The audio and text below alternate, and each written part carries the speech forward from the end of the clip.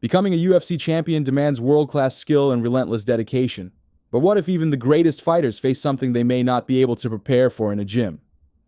Across UFC history, patterns of unexpected and even inexplicable losses have been tied to very specific moments. And today we're looking at real-world examples of fighters who were stunned in the octagon at their peak. You be the judge if it was mere misfortune, the luck of the draw, or perhaps something more. It begins with a talk show appearance that UFC fans still whisper about. Few stories in UFC lore blend pop culture and superstition, quite like what fans call the Conan curse. Simply put, fighters who appear on Conan O'Brien's late-night talk show would suffer losses in their very next fights. What started as a humorous online observation eventually became a recurring topic of discussion in the MMA community, complete with memes and even leading to genuine hesitation from fighters asked to appear on the show. The superstition gained traction when some of the sport's most recognizable names began to experience defeats shortly after stepping onto Conan's stage. Former champions like Ronda Rousey, Conor McGregor, Nate Diaz, Miesha Tate, and Michael Bisping all faced setbacks, following appearances that were meant to celebrate their fame and promote upcoming fights. Whether these were just unfortunate coincidences or signs of something deeper, fans couldn't ignore how often the pattern seemed to repeat. For Rousey, her appearance on Conan occurred when she was not only the face of women's MMA, but one of the biggest sports icons in the world. Her charm and confidence during that interview made headlines. Yet the fight that followed ended in an unexpected title loss that marked a major turning point in her career. To fans watching closely, the timing was too striking to overlook. The curse had claimed its first high-profile fighter. The momentum of the superstition grew as more fighters joined the list. Nate Diaz's close decision loss to Conor McGregor after his Conan appearance fueled fan speculation that the show carried bad luck. Miesha Tate, another former champion, suffered a tough loss following her appearance, which added credibility to what many had dismissed as coincidence. Bisping, too, faced a disappointing outcome after his visit, keeping the narrative alive. With each instance, discussion boards and highlight reels framed these events as part of a larger, uncanny pattern rather than individual misfortunes. Still, not everyone bought into the myth. Critics argue that appearing on national television is simply part of fight promotion and that statistically, some fighters are bound to lose their next bouts regardless of media obligations. Whether the so-called curse has any mystical foundation or not, for athletes accustomed to intense focus, this shift in routine can become mentally draining. After several victims were claimed by this curse, a moment came along that challenged its validity entirely. Daniel Cormier, already one of the sport's most respected champions, broke the pattern in spectacular fashion. After appearing on Conan ahead of his heavyweight title fight, Cormier stepped into the octagon and dominated. When he knocked Stipe Miocic out to claim the belt, fans exploded online, not only celebrating his victory but also declaring him the curse breaker.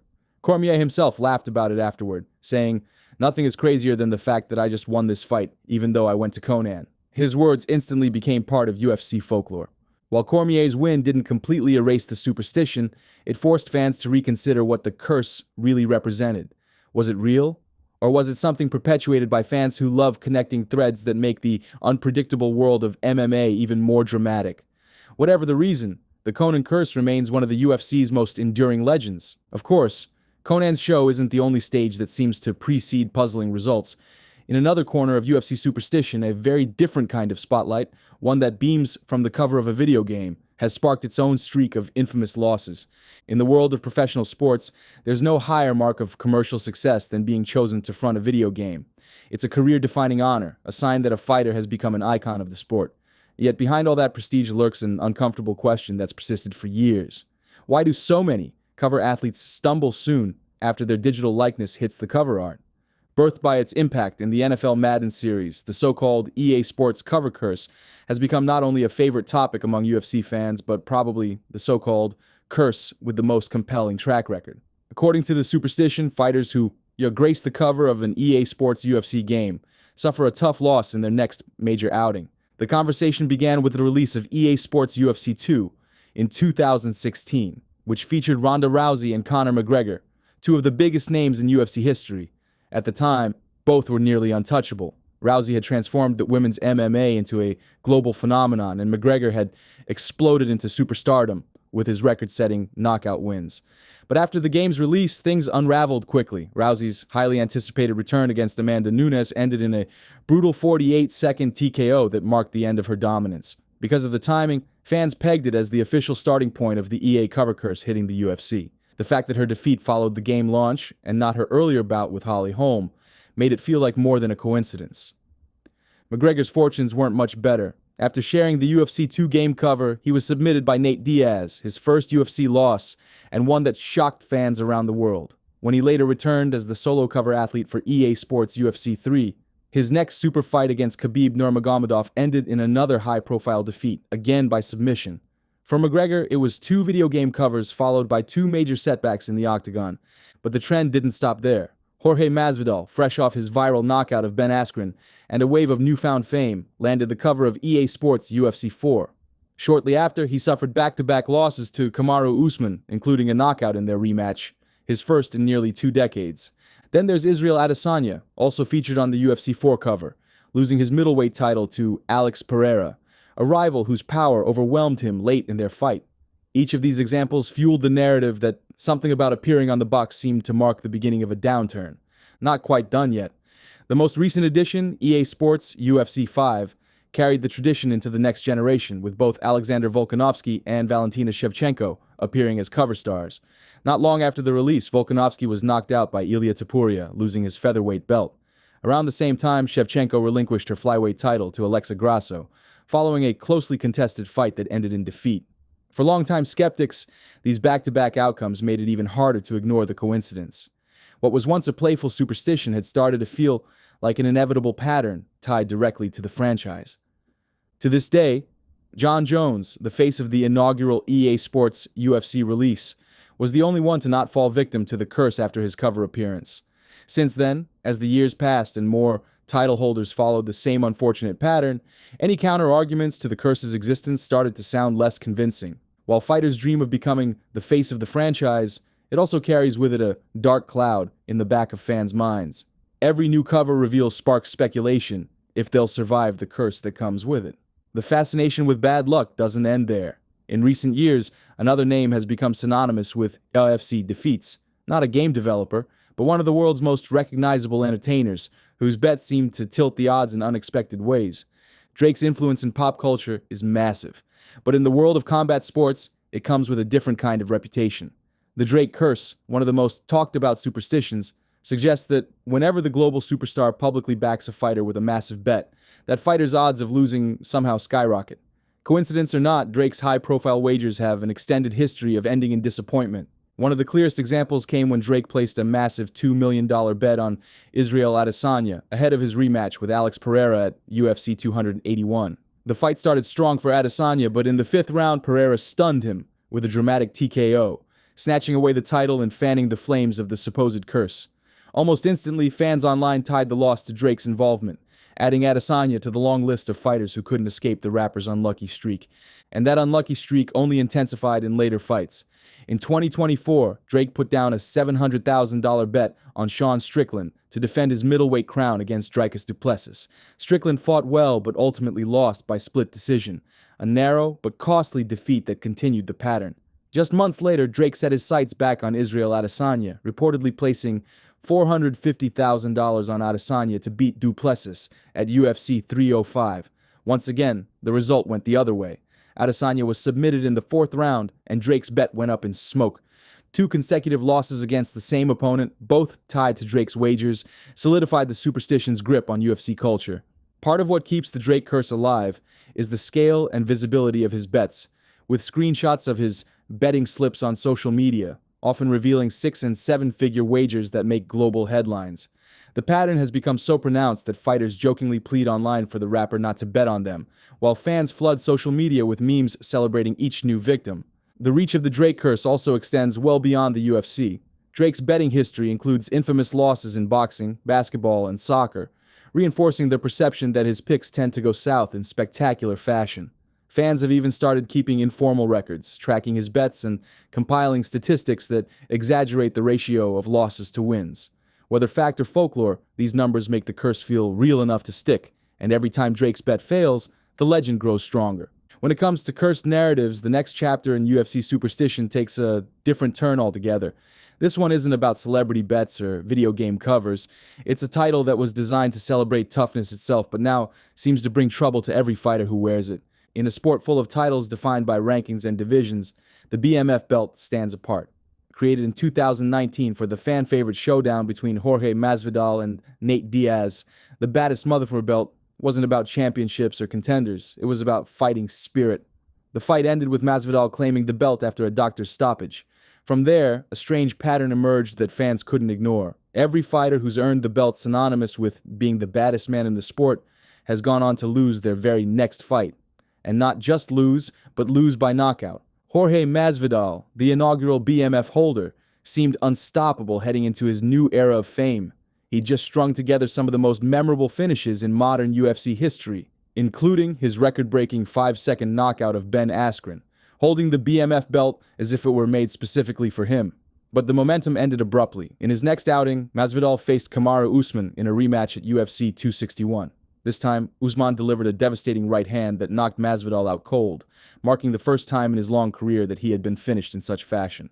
For fans paying attention, that single punch established the BMF curse. For years after, the belt sat unused, almost forgotten. Then, in 2023, the UFC decided to revive it for another high-stakes brawl between two of the sport's most aggressive finishers, Dustin Poirier and Justin Gaethje. Their rematch headlined UFC 291, and in true BMF fashion, it ended violently. Gaethje landed a perfectly timed head kick in the second round, knocking Poirier out and securing his place as the new baddest man in the organization. The belt seemed to fit Gaethje's reckless, fearless style perfectly. But just like Masvidal before him, the victory turned out to be short-lived. In his very next fight, Gaethje was brutally knocked out by Max Holloway at UFC 300, a spinning backfist in the final seconds that left him unconscious on the canvas. Once again, the new champion had fallen by knockout in his first appearance after claiming the title. That back-to-back pattern, win the BMF belt, lose the next fight by knockout, has now defined the curse in the minds of UFC fans. It's so consistent that many in the MMA community treat it as the belt's built-in fate, an invisible rule etched into its legacy. There are rational explanations for the trend. The BMF belt is only contested in marquee matchups between some of the most dangerous strikers and high-risk fighters in the sport. Every matchup involves maximum pressure and opponents who thrive on chaos. For fighters who earn the belt through brutal wars, turning around to face another top contender can be physically and mentally taxing. In that light, what fans label as a curse might just reflect how unforgiving the upper tier of the UFC really is. Still, logic doesn't stop superstition from growing. Memes comparing the belt to a one-and-done trophy and calling it jinxed hardware that trades glory for durability. Even fighters play along, half joking that the belt might look good, but comes with a price. Now the belt's latest holder, Max Holloway, carries the weight of that superstition. His stunning knockout of Gaethje at UFC 300 made him the current BMF champion, but it also placed him squarely in the spotlight of the curse's unfolding saga. Fans are already speculating about whether Holloway can become the exception, or if history will repeat itself once more. Whether the BMF belt truly carries bad luck or simply underscores the risks of taking on the toughest fights, its legacy continues to grow with each new champion who dares to wear it. For every UFC fighter, earning the title of Fighter of the Year marks the height of achievement. It's recognition for an athlete who consistently dominates in the octagon across a calendar year. But over time, a curious trend has caught the attention of fans. Nearly every fighter of the year has lost their very next bout, often in shocking or decisive fashion. What looks like a crowning honor has started to resemble a setup for downfall, a superstition whispered about as the Fighter of the Year curse. The pattern's modern history begins in 2020 with Israel Adesanya. Fresh off consecutive title defenses and cementing his status as one of the sport's biggest stars, Adesanya earned Fighter of the Year and looked poised for untouchable greatness. Yet, in his first fight after receiving the honor, he moved up to challenge Jan Blachowicz for the light heavyweight championship, an ambitious attempt at double gold. The result was a unanimous decision loss, Adesanya's first in the UFC, where he barely looked competitive. That single setback marked the first chapter of a streak that would come to define the years that followed. Next came Kamaru Usman, who captured the 2021 award after a streak of dominant title defenses. His knockout of Jorge Masvidal and victories over Gilbert Burns and Colby Covington made him the clear pick. But in his next major fight against Leon Edwards, Usman fell victim to one of the most unforgettable finishes in UFC history, a head kick knockout in the final minute after dominating much of the bout. For fans tracking the curse's development, this was Exhibit 2, another Fighter of the Year, another dramatic fall. The pattern deepened with Charles Oliveira in 2022. After winning Fighter of the Year on the strength of wins against elite contenders like Dustin Poirier and Justin Gaethje, Oliveira entered his next bout full of confidence and momentum. But in that fight for the lightweight title, Makhachev submitted Oliveira in the second round, ending his reign and continuing the unsettling streak. Then came Leon Edwards. Awarded the 2023 Fighter of the Year after his championship wins solidified him as one of the sport's top pound-for-pound talents, Edwards entered his next outing expected to extend his dominance. However, in a fierce and technical contest against Bilal Muhammad, Edwards lost by unanimous decision, his first defeat since claiming the title. The result, though hard-fought, aligned perfectly with the trend, claiming yet another fight at the peak of his game. And most recently, the 2024 winner added to the line. Alex Pereira earned Fighter of the Year after a remarkable stretch that saw him capture and defend 2 titles across different divisions. Riding immense momentum into 2025, Pereira faced Magomed Ankalaev attempting to further cement his reign. Instead, he was outpointed over 5 rounds, losing his belt and continuing what fans now call one of the UFC's most consistent curses. The reasons behind this recurring pattern are still debated. Many view it as a matter of circumstance rather than dark forces. After all, being Fighter of the Year means every future matchup is likely to be another title defense, rematch, or unrelenting challenger with months to study your game. Also worth mentioning, the curse seems to converge most sharply when age enters the equation. Fighters over 35, especially in title fights, have historically struggled to defend their reigns. Alexander Volkanovski, 37 by late 2025, fit both conditions when he lost his featherweight belt to Ilia Topuria. That defeat, coupled with his storied history of award recognition and late career challenges, placed him at the intersection of 2 long-standing patterns: the Fighter of the Year decline and the over 35 title fight curse. Yet, as much as these narratives persist, they remain open to defiance. Every so often, a fighter steps into the octagon and dismantles expectations, breaking patterns that fans have come to celebrate. The next story in UFC superstition centers around one such athlete, a champion whose resilience and strategy didn't just silence doubters, but turned the notion of curses on its head. Alexander Volkanovski's career has always been defined by precision, discipline, and an ability to adapt under pressure. But at UFC 314, he did more than recapture the featherweight title. He dismantled 2 of the sport's most persistent superstitions at once. Facing Diego Lopes in his championship return, Volkanovski became the rare fighter to silence the whispers of the Drake curse and the over 35 title fight curse in a single night. In a sport where narratives often overshadow outcomes, his victory stood out as a direct challenge to the UFC's most ingrained myths. With the odds stacked against him at 35 years old, Volkanovski entered the octagon carrying the weight of a statistic that haunted fighters across divisions.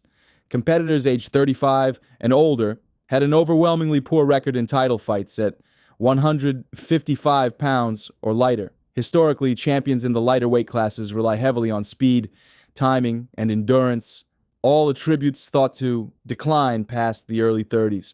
Compounding that pressure was that Drake had publicly placed a large bet on Volkanovski, sparking immediate talk about whether the notorious Drake curse would strike again. In the weeks leading up to the event, social media buzzed with speculation.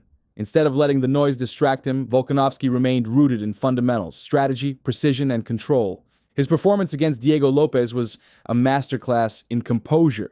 Lopes, known for his creativity on the ground and explosive striking, came out aggressive, testing Volkanovski's timing and ability to handle younger, unpredictable opposition, but Volkanovski never wavered. Round after round, his transitions were seamless and distance management was flawless.